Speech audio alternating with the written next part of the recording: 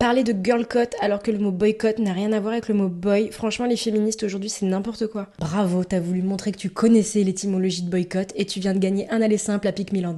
Vous avez peut-être suivi la polémique, il y a 285 je crois autrices de BD qui ont appelé à boycotter le festival de la BD d'Angoulême parce qu'elles estiment que les VSS sont beaucoup trop nombreuses dans ce milieu et qu'elles ne se sentent pas écoutées. Elles ont donc appelé au boycott et elles ont utilisé le terme de girl cut. Donc elles changent le début du mot, boy, en girl, pour qu'on comprenne juste en l'entendant que c'est un acte militant, un acte féministe en l'occurrence. T'entends le mot girl cut, même si t'es pas au courant de la polémique, bah tu comprends de quoi il s'agit. C'est dire à quel point ce terme est parlant. En fait, on s'en fout que boycott ça vienne du nom d'un mec et que ça n'ait rien à voir avec le mot boy. Et que du coup le mot girl cut soit un non-sens étymologique. Oui, c'est vrai, mais on s'en fout. Ton influenceur préféré qui va te vendre un calendrier de l'après au mois de janvier, tu lui as dit que c'était un non-sens étymologique parce que l'avant c'est avec un E et pas avec un A comme dans l'adverbe avant? Bah non, le calendrier de l'après ça fait sourire, tout le monde trouve ça cocasse. Et bizarrement, les bricolages étymologiques ça vous amuse que quand ça vous arrange en fait. Et puis la prochaine fois que tu fais des recherches, utilise autre chose que ChatGPT parce que vraiment faire toute une chronique pour dire que le mot girl code est un néologisme militant,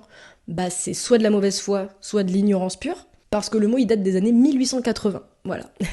Il a été popularisé en 1968 par Lacey O'Neill à l'occasion des JO de Mexico, et il avait été repris par Billie Jean King également dans le monde du tennis un peu plus tard. Donc c'est pas du tout un terme qui est récent. Bref, gros soutien aux BDistes qui se battent pour être entendus et qui méritent mieux qu'une chronique dans laquelle on se fout de leur gueule publiquement, voilà.